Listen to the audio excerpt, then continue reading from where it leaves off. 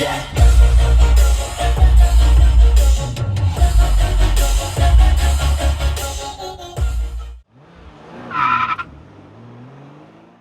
Guys, welcome to Auto League India. आज हम लाए हैं किया सेल्टोस 2020 एनिवर्सरी एडिशन का ओनरशिप रिव्यू। तो हमारे साथ है हमारे अभिनव दिमान, अपने भाई। Hello guys. इनकी ये कार है, इन्होंने 2020 में लिया है। अप्रोक्सीमेटली 1 साल हो गया होगा। हाँ, मतलब 1.1 साल 4 महीने समथिंग लाइक हो गए हैं। तो अपनी ही गाड़ी है, घर की गाड़ी है, इसलिए हम इसका ऑनेस्ट ओपिनियन देंगे कि ये 1 साल 4 महीने में इसका क्या इनका रिव्यू है कार का। हाँ, तो यार पहली चीज़ कि आपने ये एनिवर्सरी एडिशन ही क्यों लिया यार? तो मतलब मैं पहले तो सबसे पहले आपके व्यूअर्स को इसकी साइड लुक दिखाना चाहूँगा। तो सबसे पहले आपके व्यूअर्स ने एक चीज़ नोटिस करी होगी, इसके ब्लैक अलॉयस और काली छत, ब्लैक रूफ जिसे बोलते हैं आप, ठीक है। तो इस एनिवर्सरी एडिशन के अंदर यार 5-6 चेंजेस हैं जो हमें थोड़े से इम्प्रेसिव लगे हमारी फैमिली के लिए। मतलब मेरे पर्सनल व्यू भी उसके लिए हैं, कुछ फैमिली के लिए हैं, क्योंकि छोटे बच्चे होते हैं घर में जैसे हमारे हैं। तो मैं पर्सनली बताना चाहूँगा कुछ सबसे मेन चीज़ जो हमने जिसकी वजह से लिया है ना, जो हमारे पास HTX नॉर्मल आता है ना, उसके अंदर बेज कलर की सीटें आती हैं। इसके अंदर ऑल ब्लैक इंटीरियर्स है और HTX के अंदर बेज लेदर सीट्स हैं, इसके अंदर ऑल ब्लैक लेदर सीट्स हैं। तो उस सबसे पहले तो उसका बेनिफिट है, क्योंकि क्या बच्चे वगैरह कुछ खाने पीने की चीज़ें गिर देते हैं तो उसकी मेंटेनेंस थोड़ी हाई है, तो ब्लैक के अंदर ये मेंटेनेंस से थोड़ी कम पड़ती हैं। और सबसे उसके बाद फिर जो हमें थोड़ा पर्सनली अपने को अट्रैक्टिव लगा, इसका काली छत जैसे मैंने आपको पहले बताया, ठीक है। और कुछ इसके फ्रंट में आप नोटिस कर रहे होगे, कुछ इसके नॉर्मल बम्पर्स जो हैं, ठीक है, नॉर्मल किया सेल्टोस से इसके बम्पर्स थोड़े डिफरेंट्स हैं। इसके अंदर किया वालों ने ये टेंजरिंग, जिसे किया बोलती है टेंजरिंग ऑरेंज कलर, ठीक है, ये IQ फॉग लैंप्स जो आते हैं टेंजरिंग ऑरेंज इसे बोलती है किया सेल्टोस। और वही सेम STX वाले ही इसके अंदर हेडलैम्प्स रहते हैं अपने, ठीक है। अपना टोटल कंप्लीट LED ये सेटअप है, ठीक है, विद स्वीपिंग DRLs बोलते हैं। और कुछ और आप इसके अंदर साइड से देखोगे तो आपको एक चीज़ और आपने नोटिस करी होगी कि इसकी स्किड प्लेट्स, ये जो इसके साइड की जो प्लेट्स हैं, ये भी एक लिमिटेड एडिशन में है। जो सेल्टोस यहाँ पे लिखा हुआ है, ये जो कंप्लीट यहाँ से लेके यहाँ तक की कंप्लीट प्लेट, स्किड प्लेट जिसे बोलते हैं, ये एक इस एनिवर्सरी एडिशन के अंदर कंप्लीट नहीं है। और बाकी पीछे की बात करते हैं, फ्रंट में आपको मैंने दिखा दिया बम्पर चेंज है, साइड के अंदर इसके स्किड प्लेट्स दे रखे हैं दोनों साइड से, और आपके एलॉयज भी ब्लैक आ जाते हैं इसमें। हाँ, ऑयल कंप्लीट ब्लैक। ये तो मतलब एक मैप टू भी मैं पर्सनली आपको एक रिव्यू बताऊं कि मतलब मैं पर्सनली से मिनी लैंड रोवर बोलता हूँ। ब्लैक अलॉयज, ब्लैक रूफ, जैसे यूजुअली ये महंगी कार्स में ही आता है। तो अब बैक से आपको इसका दिखा देते हैं क्या डिफरेंशिएशंस है। आप सबसे पहले तो आपने नोटिस करा होगा बम्पर्स, यही टेंजरिंग कलर के, ये फेक एग्जॉस्ट बोलते हैं इनको। यहाँ पे इसकी एनिवर्सरी एडिशन की बैजिंग आ जाती है, आप देख सकते हैं एनिवर्सरी एडिशन। ये किया सेल्टोस ने कुछ 6000 कार्स ही लॉन्च करी थी, तो वो 6000 कार्स एनिवर्सरी एडिशन। सेल्टोस का 1 ईयर कंप्लीट हो गया था तब उन्होंने 6000। Right, absolutely right. तो फिर 6000 गाड़ी उन्होंने कुछ बनाई थी जिनको बिकने के अंदर 7-8 महीने लग गए। मतलब लास्ट 2021 के अंदर वो डिसकंटिन्यू हो गई ये कार, क्योंकि ये एक्स्ट्रा एडिशनल कॉस्ट करती है थोड़ी सी ना। तो जैसा आप थोड़ा नॉर्मल अपने वेरिएंट से, हाँ, नॉर्मल वेरिएंट से कुछ ये 65 से 80,000 के बीच में ये कॉस्टली करती है, ठीक है। कौन से वेरिएंट का एक एनिवर्सरी एडिशन, कौन से वेरिएंट का है ये? HTX का। हाँ, HTX का एनिवर्सरी एडिशन है ये। इसको लिमिटेड एडिशन भी बोल सकते हो आप, ठीक है। तो बस ये कुछ इसके बाकी बम्पर्स में चेंज है, अलॉयज है और इसकी ब्लैक रूफ है। ये 3-4 आउटर के अंदर इंटीरियर में जो से बताया था वो। अब इंटीरियर में इसके चलते हैं, मैं आपको दिखाता हूँ कि इसका ऑल ब्लैक इंटीरियर कैसा लगता है अंदर से देखने में। मेरे ख्याल से जो इसके टॉप मॉडल्स आते हैं GTX, उसमें भी ऑल ब्लैक इंटीरियर आता है। GTX top of the line के अंदर ओनली ऑटोमेटिक के अंदर जो आता है ना, इसका मेन पर्पस क्या है, जो ऑल ब्लैक इंटीरियर है ना, इसके हमेशा top of the line variants में ही आता है। और यही इस लिमिटेड एडिशन के अंदर खासियत है कि यही इसी लिमिटेड एडिशन के अंदर भी ऑल ब्लैक इंटीरियर आता है। अब आपको अंदर से चल के दिखाते हैं कैसी लगती है। सो गाइस, ये इसका ऑल ब्लैक इंटीरियर है। आप इसके हनीकॉम पैटर्न के लेदर सीट्स देख सकते हो, ये सब ऑल ब्लैक इंटीरियर्स में आते हैं। और ये कंप्लीट स्टीयरिंग, पीछे की पॉलिस्ट्री, ये आपका डैशबोर्ड और ये सारा अपना लेदर है, यहाँ पे सब ब्लैक आता है। ये अपने नॉर्मल STX के अंदर सब यहाँ पे बेज कलर का आता है। कुछ ये अपॉल्स्ट्री वगैरह जो म्यूजिक सिस्टम के आसपास का प्लास्टिक पार्ट है ये ब्लैक रहते हैं। तो ये इसके अंदर मेजर डिफरेंसेस हैं। तो आप देख सकते हो कि टॉप मॉडल में भी सेम यही ऑल ब्लैक इंटीरियर आता है अपना GTX के अंदर। तो बाकी गाइस इसके अंदर इंटीरियर में और कुछ नहीं ज्यादा वो है डिफरेंस STX से, नॉर्मल STX और इसमें। बस सिर्फ एक चीज, जब हमने ये ली थी तब नॉर्मल STX के अंदर ना ये होल्ड बटन नहीं आता था। ये आप कीज में देख रहे होगे इसकी होल्ड बटन है और ये बीच वाला, जिससे गाड़ी ना स्टार्ट हो जाती है ऑटोमेटिकली दबा के रखने पे। ये नॉर्मल STX में तब नहीं आता जब हमने ली है, अब शायद ये आने लग गया है 2022 के अंदर। तो ये एक एडिशनल फीचर्स था इसमें। तो मेरा अगला क्वेश्चन ये रहेगा कि आपने कितने किलोमीटर अब तक चला ली है, आपका सर्विस आपकी जो हुई होगी अभी फर्स्ट, उसका आपका क्या एक्सपीरियंस है, कितनी कॉस्ट रही और किया की तरफ से आपका क्या एक्सपीरियंस रहा? तो भाई मैंने अभी तक आप देख सकते हो मैंने चला दिया है कुछ 16,500 किलोमीटर, ठीक है। नवंबर 2020 में ली थी मैंने, तो मेरे ख्याल से कुछ 1 साल 4-5 महीने समथिंग लाइक ऐसे हो चुके हैं मुझे। तो सर्विस एक्सपीरियंस तो देखो, किया का मैंने मेजर सर्विस 10,000 पे होती है, बाकी तो चेकअप्स होते हैं। एक अपना 1000 किलोमीटर पे, 1000 किलोमीटर में, फिर 5000 किलोमीटर पे। फिर मैंने 10,000 पे जो पे करा है वो 2500 रुपीज मैंने पे करे हैं, ठीक है। और सर्विस एक्सपीरियंस बढ़िया था, कोई दिक्कत नहीं है। मतलब मैं गया प्रॉपर्ली वहाँ पे, उनका खुद ही कॉल आया था पहले कि सर आपकी सर्विस ड्यू हो गई है, ठीक है। तो बस फिर मैं गया वहाँ पे, तो नॉर्मली उन्होंने अच्छे टाइम पे मुझे फ्री भी कर दिया। मॉर्निंग में चला गया था तो दोपहर तक 2-3 बजे तक उन्होंने फ्री कर दिया था। मतलब बढ़िया एक्सपीरियंस था, गाड़ी भी एकदम स्मूथ चल रही थी। तो यार फर्स्ट सर्विस मतलब इसकी 2500 पे हुई थी, 2500 रुपए पे हुई थी 10,000 किलोमीटर पे, राइट। तो उसके बाद अब इसकी स्मूथनेस गाड़ी की कैसी है? क्योंकि एक फर्स्ट सर्विस के बाद ही कहते हैं कि गाड़ी खुलती है, उसके बाद इसकी स्मूथनेस और इसकी माइलेज में कोई फर्क पड़ा है? देखो गाइस, ऐसा सच जो मुझे पर्सनली लगता है, स्मूथनेस तो इसकी पहले भी वैसी थी और उस सर्विस के बाद भी वैसी ही है, ठीक है। तो मतलब मैं उसके रिगार्डिंग तो कुछ कहना नहीं चाहूंगा, क्योंकि स्मूथनेस इसकी वेरी सेम ही है, पहले बहुत सेम ही है, ठीक है।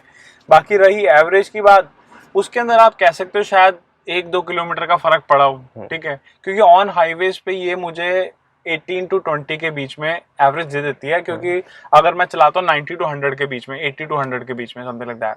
तो मतलब एवरेज के रिगार्डिंग इस पेट्रोल, क्योंकि ये नेचुरली एस्पिरेटेड 1.5 लीटर इंजन है, ठीक है। तो ऐसा मैं इसके रिगार्डिंग एवरेज के रिगार्डिंग कुछ कह नहीं सकता। मतलब ठीक है, सफिशिएंट है, क्योंकि हमारी गाड़ी चलती भी कम है, आपको जैसे पता ही है, ठीक है। तो मतलब हाईवे पे 16 की मान लो, हाईवे पे आप 18 की मान लो इन द लीस्ट। अगर आप 16 to 18, हाँ 16 to 18 के बीच में आप मान सकते हो। अगर आप कंटिन्यूस थोड़ा भगा भी रहे हो 120 पे भी, 80 to 120 जा रहे हो फ्लक्चुएट करते हुए, तो आपकी ऑन एन एवरेज 16 निकल सकती है। आप सही कह सकते हो इस बात को। इसका मैं एक पर्सनली शेयर करना चाहूँगा भाई, हाईवेज पे ना इस पेट्रोल इंजन की स्मूथनेस वॉज वेरी नाइस। मतलब मैं इसको काफ़ी इतना किलोमीटर चलाया, मैं यहाँ से लखनऊ लेके गया था मैंने 1000 अपना एक्सप्रेस से गए हो, हाँ, तो उसका लखनऊ क्या एक्सप्रेस रिव्यू? वो वेरी नाइस यार। मैंने इसको पूरा 110 पे क्रूज डाला, और मतलब मोर अच्छा, देन बात उठी है एक्सप्रेसवे की, हाँ तो एक बात ये है अपनी कोरियन कार, राइट। तो इसकी जैसे एक बात होती है इंडिया में बहुत चलती है कि जितनी जापानीज और कोरियन गाड़ियां हैं ये इतनी अच्छी नहीं चलती जो हमारी जर्मन गाड़ियां सड़क से चिपक के चलती हैं, राइट। तो हाईवे पे कानपुर गए हो तो उसका क्या एक्सपीरियंस है? और वहाँ का एक्सपीरियंस अच्छा था। अब देखो, जर्मन गाड़ी मैंने पर्सनली कभी रखी नहीं है, बट हाँ आप सही कह रहे हो, वो मैंने सुना है कि उनका ड्राइविंग प्लेजर इनसे ज्यादा अच्छा है। क्योंकि मैंने जैसे चलाई है i20 वगैरह हाईवे भी चलाई है, तो उनका पता चलता है कि इतना है नहीं, जैसे वेट नहीं होता गाड़ी में। आपको मैं ऑनेस्टली बताऊं, इस गाड़ी का ना एक चीज में जो नेगेटिव और पॉजिटिव दोनों है, वो है इसकी सस्पेंशन।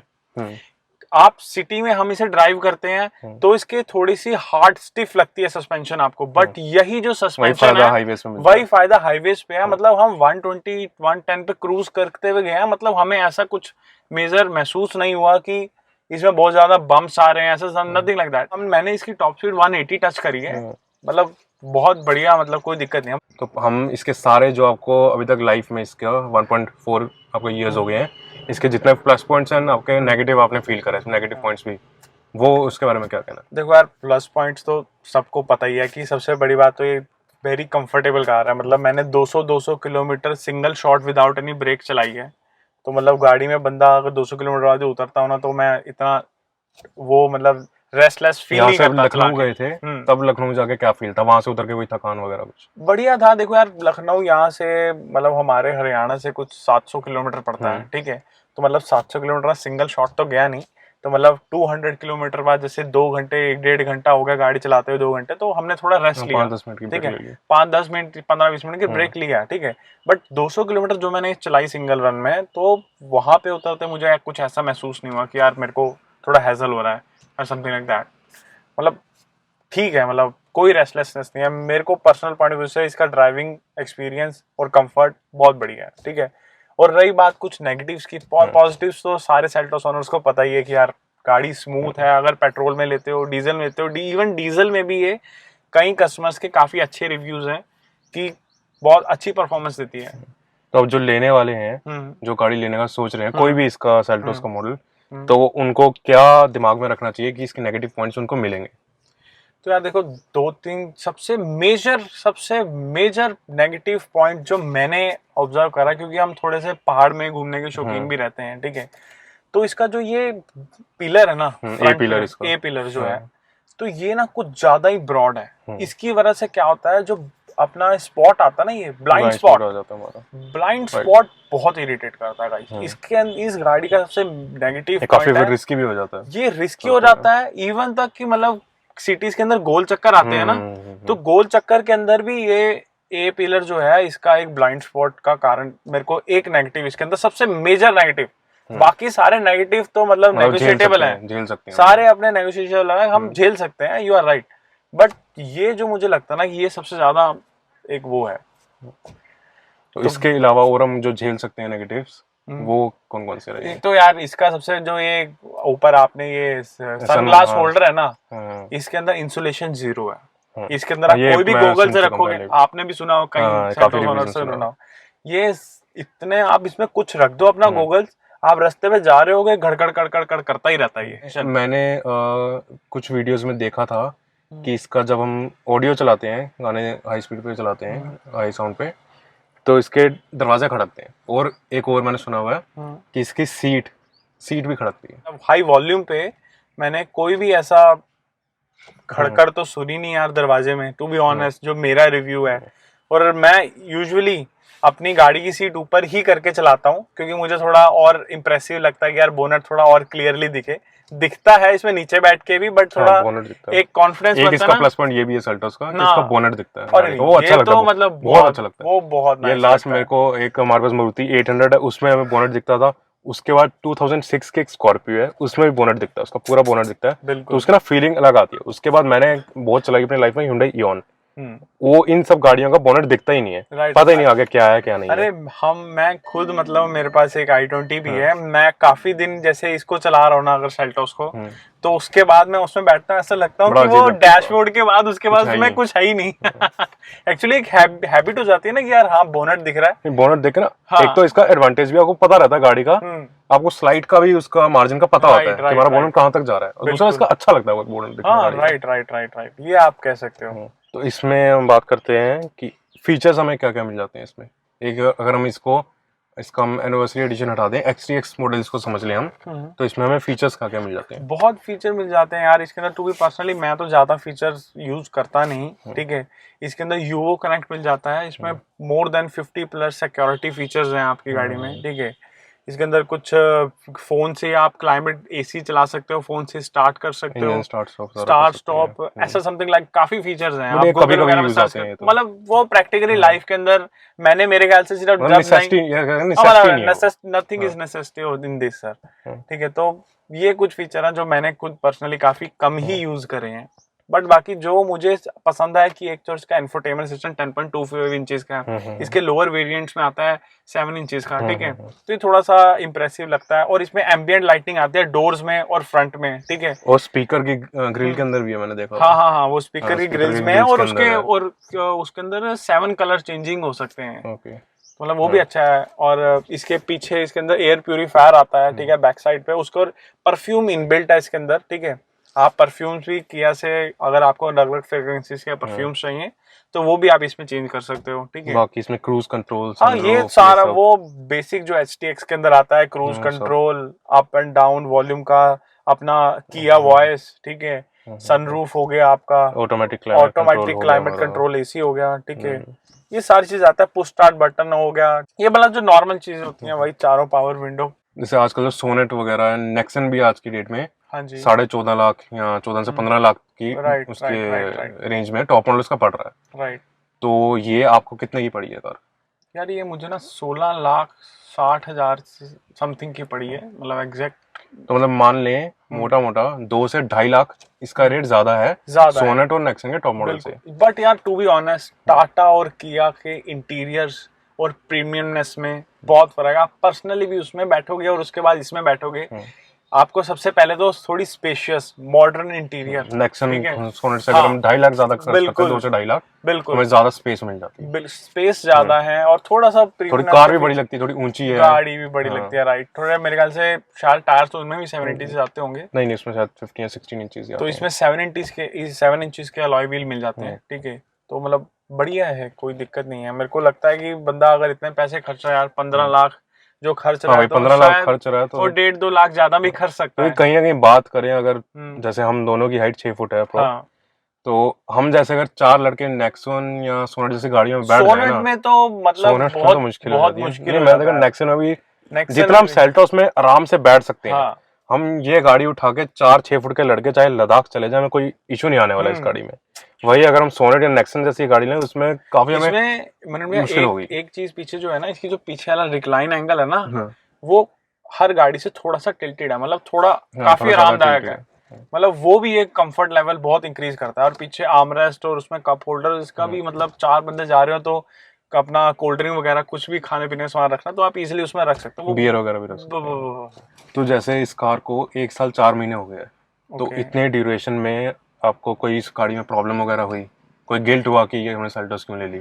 नहीं, गिल्ट तो ऐसा इस गाड़ी कुछ नहीं है। कोई प्रॉब्लम वगैरह कार में नहीं, कुछ भी ऐसी नहीं, बट नहीं, मैं खुद पर्सनली इस गाड़ी से काफी सेटिस्फाइड हूँ। जितनी हमारी नीड है उतना ये बढ़िया काम कर रही है, ठीक है। और इस प्राइस बजट में इसके अंदर स्पेस भी ठीक है। आज भी 1 साल 4 महीने बाद भी आपको वर्थ लगता है कि हमने 16.5 लाख की ये कार ली है, जो वर्थ है? बिल्कुल बिल्कुल, कोई इशू नहीं है मुझे इसके अंदर। मतलब मैं आई एम फुली सेटिस्फाइड। मैंने काफी सर्च करके, मैंने 5-6-7 महीने काफी गाड़ियां देखी थी इसको लेने से पहले, मतलब जो मुझे पर्सनली थोड़ा ठीक लगी वो यही गाड़ी थी। मतलब घर वालों को भी पसंद थी, घर वालों को भी पूछना जरूरी होता है, तो ये गाड़ी वाज नाइस, नो इश्यूज। तो ये था इस गाड़ी का सेल्टोस HTX एनिवर्सरी एडिशन का अपना ओनरशिप रिव्यू। सारे हमारे जो पॉजिटिव एंड नेगेटिव पॉइंट्स थे ओनर की तरफ से ये आ गए हैं। तो एक बार अब जाते जाते व्यूअर्स को हम इसका साउंड सिस्टम सुना देते हैं। इसमें बॉस नहीं है, बट इसका साउंड सिस्टम जो है अपना 4 स्पीकर्स एंड 2 ट्वीटर्स का है। 2 ट्वीटर्स है, तो वो जाते जाते एक बार वो भी सुना देते हैं। बिल्कुल सर, डेफिनेटली, व्हाई नॉट।